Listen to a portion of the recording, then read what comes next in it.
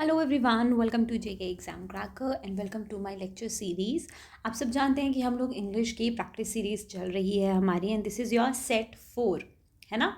3 sets हम लोग practice कर चुके हैं एंड आई रियली होप कि आप लोगों के लिए वो प्रैक्टिस सेल हेल्पफुल होंगे। आप लोगों को कुछ ना कुछ इम्प्रूवमेंट प्रैक्टिस उन सेट से हो रही होगी, ठीक है। अगर आप लोग चाहते हो कि आप लोगों को ज़्यादा से ज़्यादा क्वेश्चंस मिलें for the practice purpose and all, तो उसके लिए आप लोग टेस्ट सीरीज़ भी ज्वाइन कर सकते हो, ठीक है। हाई कोर्ट एग्जाम के लिए प्रिपेयर कर रहे हो तो जूनियर असिस्टेंट की टेस्ट सीरीज अवेलेबल है एप्लीकेशन पे, जेके एग्जाम एप्लीकेशन, जेके एग्जाम क्रैकर एप्लीकेशन। आप लोगों को लिंक डिस्क्रिप्शन बॉक्स में मिल जाएगा, ठीक है। एंड एसआई के लिए प्रिपेयर कर रहे हो तो उसकी भी टेस्ट सीरीज जो है आप लोगों को मिल जाएगी ऐप पर। एंड इसके साथ अगर आप लोग चाहते हो कि फॉर एग्जाम्पल एसआई का एग्जाम अभी फाइनल डेट नहीं आया है, तो इफ़ यू ऑल वांट कि आप लोगों को प्रॉपर प्रिपरेशन करनी है, यू वांट वन स्टॉप जहाँ पर आप लोगों को आपके लेक्चर्स, नोट्स, क्वेश्चनर सब कुछ वहाँ पर मिल जाए, तो आप लोगों को कोर्स भी अवेलेबल है। लिंक आपको डिस्क्रिप्शन में मिलेगा, ठीक है। So as I said, this is our set 4। तो हम लोग सेट 4 को आगे कंटिन्यू करते हैं। नेक्स्ट क्वेश्चंस पे हम लोग सीधा मूव करेंगे। So here we have our question number 1 and question number 2। It's visible to all, right. तो सबसे पहले रीड करेंगे question number 1 and question number 2। दोनों ही किस पर हैं? ग्रामेटिकल एरर, मतलब एरर डिटेक्शन बेस्ड क्वेश्चन है। क्या बोला है? Identify the segment that contains a grammatical error. Question is, passengers started behaving violent when they were asked to leave the bus station. अब यहाँ पर एरर किस पार्ट में है? जल्दी से देखिए और बताइए, which part of the sentence contains an error? जी, कहाँ पर है एरर? यहाँ पर बिल्कुल, the error is in this particular part of the sentence. Why यहाँ पर एरर है? देखो, बोला है स्टार्टेड बिहेविंग, तो यहाँ पर वॉयलेंट की जगह क्या होना चाहिए? वॉयलेंटली होना चाहिए, है ना। किस तरीके से बिहेव किया ये बताना पड़ेगा। वॉयलेंट एक एडजेक्टिव होता है एंड वॉयलेंटली एडवर्ब होता है। एक्शन किस तरीके से किया, किस तरीके से बिहेव करना शुरू कर दिया, वॉयलेंटली। तो यहाँ पर वॉयलेंट की जगह ये होना चाहिए। तो राइट आंसर हमारा हो गया ऑप्शन नंबर सी, ठीक है। नेक्स्ट क्वेश्चन पे आएंगे। The couple prefer to walk until the last house of the town. बताइए, क्या आप लोगों को कोई भी एरर दिख रहा है यहाँ पर गिवन सेंटेंस में? The couple prefer to walk until the last house of the town. आप लोग यहाँ पर देख रहे हो, यहाँ पर एक वर्ड यूज हुआ है अंटिल। क्या अंटिल यहाँ पर सही है? Because we all know until को हम लोग, जब हमारे पास टाइम बेस्ड सिचुएशंस होती हैं, टाइम बेस्ड कंडीशन हम लोगों को दी होती है, उस वक्त हम लोग अंटिल का यूज़ करते हैं। ये तो हम लोग को पता है। तो यहाँ पर प्लेस के लिए कैसे बोल दिया? Until the last house. यहाँ पर हम अंटिल की जगह ये बोल सकते हैं up to the last house, है ना। लास्ट हाउस तक ये बोल सकते हैं। Prefer to walk to the last house, आप ये भी बोल सकते हो, है ना। So right answer here is, जहाँ पर गलती है, is option number D. All right everyone, until का यूज़ यहाँ पर गलत है। ओके, चलिए आगे बढ़ते हैं और हम लोग नेक्स्ट 2 क्वेश्चंस देखेंगे। सेंटेंस नंबर 3 में क्या बोला है? Select the sentence in the future tense. Future में जो भी सेंटेंस है यहाँ पे आपको वो सिलेक्ट करना है। I will be 25 next year. हमें पता है फ्यूचर में हमारे पास जो हेल्पिंग वर्ब्स होते हैं वो कौन से होते हैं? विल एंड शेल होते हैं। चाहे वो फ्यूचर इंडेफिनेट हो, कंटिन्यूस हो, परफेक्ट कॉन्टिन्यूस हो, these are the helping verbs जो हम यूज़ करते हैं। तो यहाँ पर इधर देखो, बी में, सी में, डी में कहीं नहीं दिया, तो आंसर इज ऑप्शन नंबर ए, है ना। चलिए आगे बढ़ते हैं। क्वेश्चन नंबर 4 पढ़ रहे हैं सब लोग। क्या बोला है? The underlined phrase in the given sentence has been incorrectly used. ठीक है, चूज द करेक्ट ऑप्शन। यहाँ पर आपको फ्रेज के दिया down with, I am down with her complaints. तो डाउन विद को रिप्लेस करना विद द करेक्ट फ्रेज, क्योंकि ये फ्रेज गलत है यहाँ पर। तो क्या होगा? I am passed out with her complaints, fade up with her complaints, held down with her complaints, look down with her complaints. क्या राइट आंसर होना चाहिए? अब देखो यहाँ पर बोला I am dash with her complaints, मतलब मैं उसकी कंप्लेंट से परेशान हो गया हूँ, यही बोलना चाहेंगे। तो परेशान हो गया हूँ, थक गया हूँ, उसके लिए हम लोग क्या बोलते हैं? आई am fed up with the complaints, है ना। जैसे हम बोलते हैं मैं तुमसे परेशान हो गया हूँ, I am fed up with you, right. So right answer here is option number B. Down with को आप लोग रिप्लेस करेंगे विद ऑप्शन बी। सही है, बढ़े आगे देखते हैं फिर क्वेश्चन 5 एंड क्वेश्चन 6। क्वेश्चन 5 और क्वेश्चन 6 में ईडियम्स दिए हैं। पहले क्या बोला है, सोल्ड लाइक हॉट केक्स, ये तो मुझे लगता है सबको पता होगा। सोल्ड लाइक हॉट केक्स का मतलब कोई चीज़ बहुत जल्दी बिक जाना, ठीक है, sold quickly and in large numbers. तो right answer here is option number B. Next question, black and white. Black and white जो ईडियम होता है ना, इसके मल्टीपल मीनिंग्स होते हैं, बट जो ऑप्शंस में आपको दिया अकॉर्डिंगली आप बताइए ज़रा क्या आंसर होना चाहिए। In dispute, in false invention, in writing और डाउटफुल। ब्लैक एंड वाइट का मतलब एक तो होता है in writing, anything which is in writing, ठीक है, मतलब प्रिंटेड फॉर्म हो, कोई भी चीज़ जो प्रिंटेड फॉर्म में अवेलेबल हो उसके लिए आप लोगों को क्या यूज़ करते हो, ब्लैक एंड वाइट ईडियम बोलते हो। किसी भी प्रिंटेड पेपर के लिए, मतलब जैसे प्रिंट आउट निकालते हो तो वो ब्लैक कलर की इंक होती है, वाइट कलर की शीट है ना, उस तरीके से आप लोग याद रख लो। Whenever you have anything in return or printed form, उसके लिए जो ईडियम होता है वो होता है ब्लैक एंड वाइट। और ब्लैक एंड वाइट का एक और मतलब होता है विच मीन्स क्लियर, ठीक है, कोई चीज़ आपको क्लियर है, अंडरस्टूड है, उसके लिए भी हम लोग बोलते हैं idiom black and white, clear.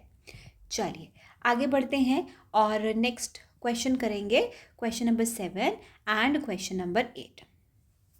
यहाँ पर वो कैप पर क्वेश्चन है, antonym of glory and antonym of trivial, इन दोनों का ऑपोजिट आपको पूछा है। ग्लोरी का मतलब क्या होता है, ग्लोरी का मतलब होता है ऑनर, रिस्पेक्ट, है ना, तो इसका ऑपोजिट क्या हो जाएगा, शेम, करेक्ट। तो राइट आंसर हो गया ऑप्शन ए। नेक्स्ट आ जाते हैं क्वेश्चन पे, क्या बोला है,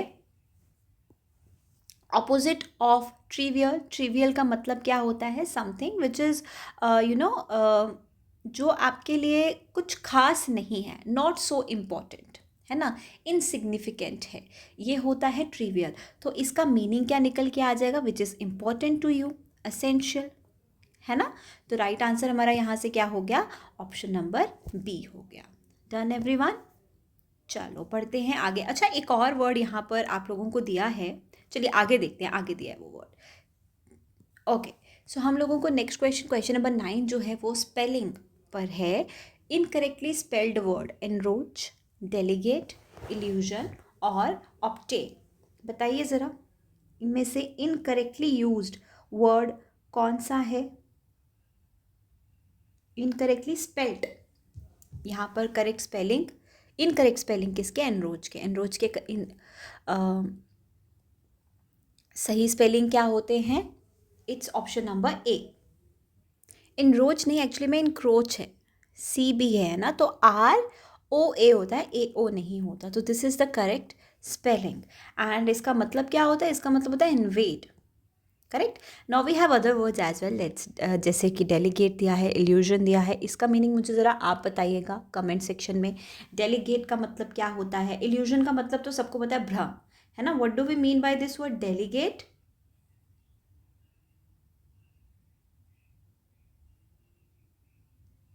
डेलीगेट बेसिकली हम उस पर्सन को बोलते हैं जिसको आप एज रिप्रेजेंटेटिव चूज़ करते हो, ठीक है, जिसको डिसीजन लेने के लिए या फिर कोई भी बात करने के लिए ग्रुप चूज़ करता है एज द रिप्रेजेंटेटिव, उसे हम लोग डेलीगेट बोलते हैं। तो डेलीगेट का मतलब क्या हो गया, रिप्रेजेंटेटिव, ठीक है। चलो इल्यूजन का मतलब तो सबको पता है, भ्रम, ऑब्टेन का मतलब भी पता है। नेक्स्ट क्वेश्चन पे आ जाते हैं, choose the correct replacement for the underline phrase in the given sentence, and the phrase is the little boy cried with pain when he burned his fingers. क्या यहाँ पर इस सेंटेंस में इस फ्रेज को रिप्लेस करने के लिए कोई भी सब्स्टिट्यूशन रिक्वायर्ड है? ऑप्शन ए में बोला नो सब्स्टिट्यूशन, बी में बोला when he burn his finger, as he burning his finger. देखो जो सेंटेंस स्टार्ट होता है जब, it is in past tense, है ना। लिटिल बॉय जो है वो रोया, जब दर्द से रोया जब उसने अपनी फिंगर्स जला ली। तो यहाँ पर फ्रॉम द गिवन ऑप्शंस देखा जाए तो कोई भी अप्रोप्रिएट नहीं है, because all of they are in present tense. He burn तो होगा नहीं, ही बर्न्स होता है, ये प्रेजेंट में है, लेकिन ये भी सूटेबल नहीं है, ये तो सेंटेंस ही गलत है। तो option number A is appropriate है। नेक्स्ट क्वेश्चन पे आएंगे, क्वेश्चन 11 एंड क्वेश्चन 12। देखिए 11 में पहले तो करेक्ट वर्ड फिल इन करना है. It took 4 hours straight to dash the deal with the regional company. Straight to stop the deal, get the deal, perform the deal or close the deal. तो यहाँ पर appropriate क्या होगा students? Close the deal. What do we mean by the idiom close the deal? जैसे हम लोग बोलते हैं deal is closed. What does that mean?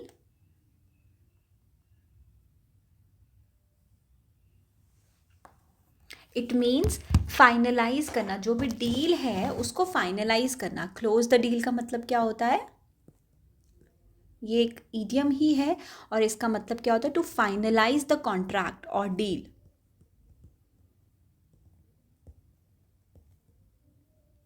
है ना? तो आंसर हो गया option D. Next question. The teacher divided the students into 4 groups. है ना? डिवाइड इनटू बोलते हैं. And assigned a leader to each group. Right? तो ऑप्शन नंबर बी जो है वो सही हो गया, जहाँ पर प्रेपोजिशन सही यूज़ हुई हैं. नेक्स्ट क्वेश्चंस पर आ जाएंगे. प्रेपोजिशन और वर्ब टेंस यूजेज पर है. What is written? She was standing dash the balcony looking dash the beautiful garden. She was standing at the balcony, on the balcony, in the balcony, on. अच्छा, eight in on है. उसके बाद next one में देखते हैं. Looking for the beautiful garden, looking at, looking with और look for. देखो हमारे पास लुक फॉर भी सही होता है और लुक एट भी सही होता है. लुक एट का मतलब होता है किसी चीज़ को देखना और लुक फॉर का मतलब होता है किसी चीज़ के को ढूंढना. तो ऑब्वियसली वो बालकनी में खड़े होकर ब्यूटीफुल गार्डन को ढूंढ तो नहीं रही होगी, उसको देख रही होगी. ये कॉमन समझ में आता है हम लोगों को. तो यहाँ पर कौन सा वाला सही है? अगर एट सही है तो यहाँ पर on. Standing on the balcony looking at the beautiful garden. Next. I wish I dash more carefully during the exams. I would have written, I had written, I was writing or wrote. What is the right answer here?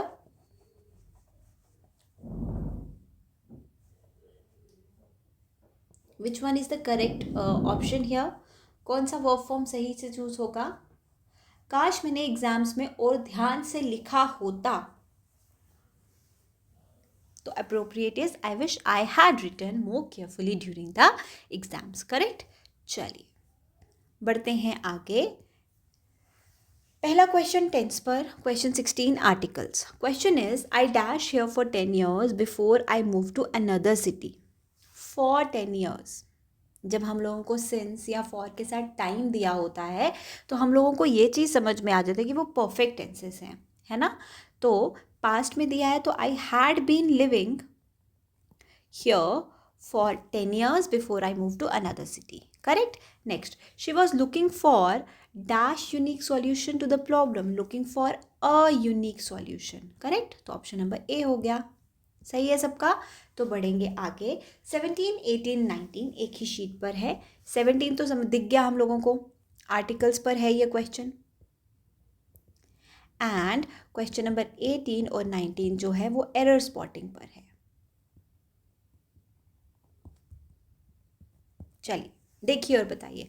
Dash Amazon river is one of the longest reverse in the world. तो हम जब भी किसी river की बात करते हैं तो it's option number C, that is the article. Next. Mrs Pratap being a good teacher she has been selected for the national award. बताइए क्या एरर है यहाँ पर? यहाँ पर बात किसके बारे में हो रही है? मिसेस प्रताप के बारे में.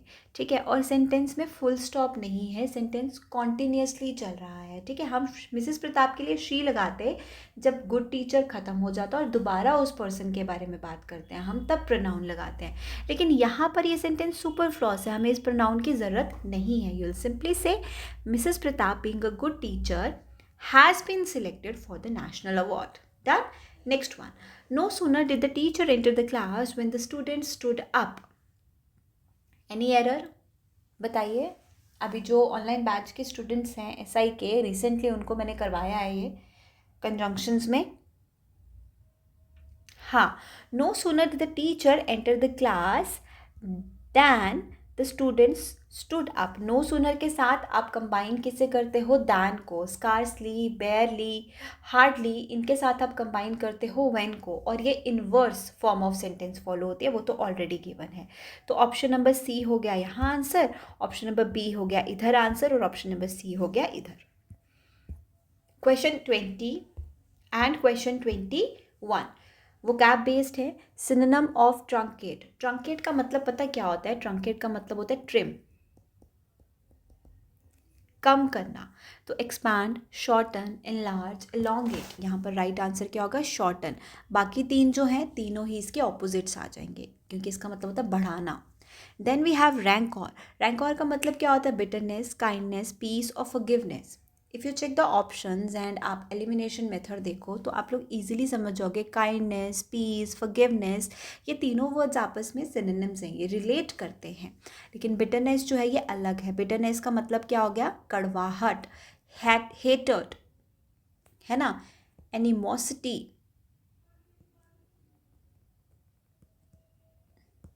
तो ऑप्शन नंबर ए हो गया राइट आंसर। चलो बढ़ते हैं आगे, दोनों में ईडियम्स दिए हैं 22 and 23। Fly off the handle and fit as a fiddle, बताइए राइट आंसर क्या होगा।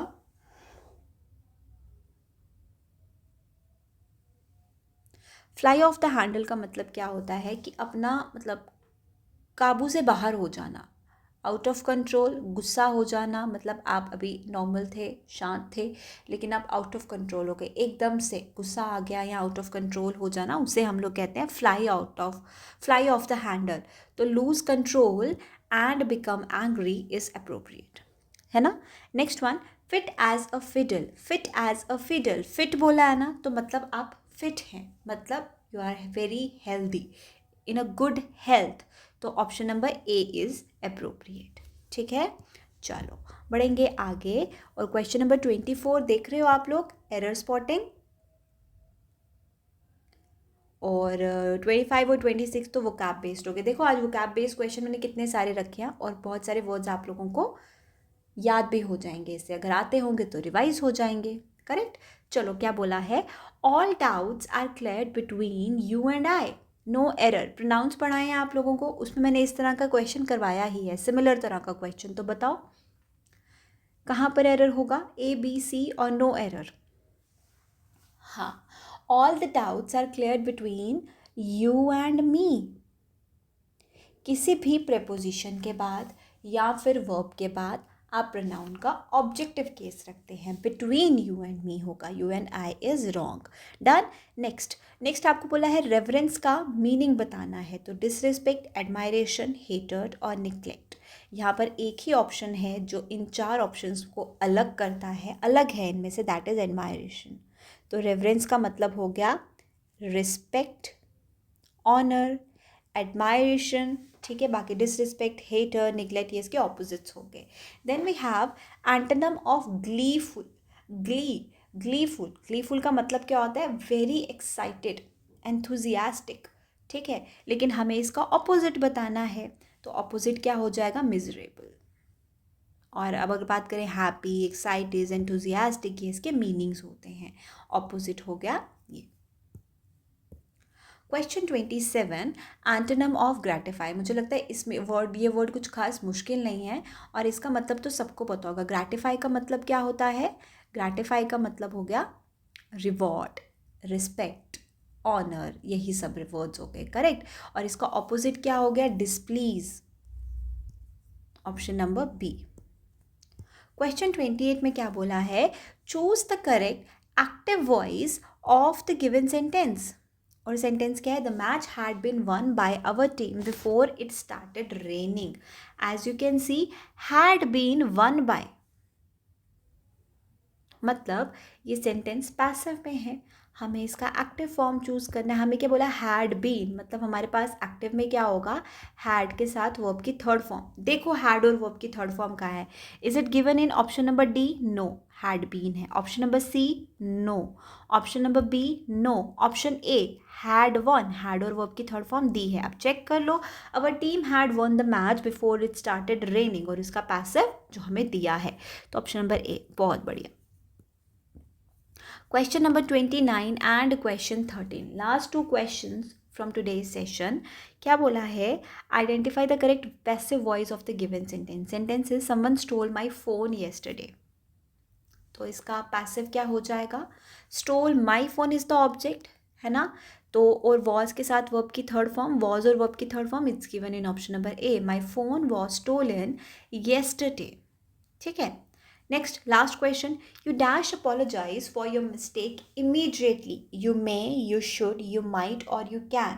अब आप किसी को बोलोगे कि तुम्हें अपनी गलती की माफ़ी मांग लेनी चाहिए, मांग लेनी चाहिए, चाहिए वाली जब सेंस आती है सेंटेंस में, तो कौन सा ऑप्शन होता है?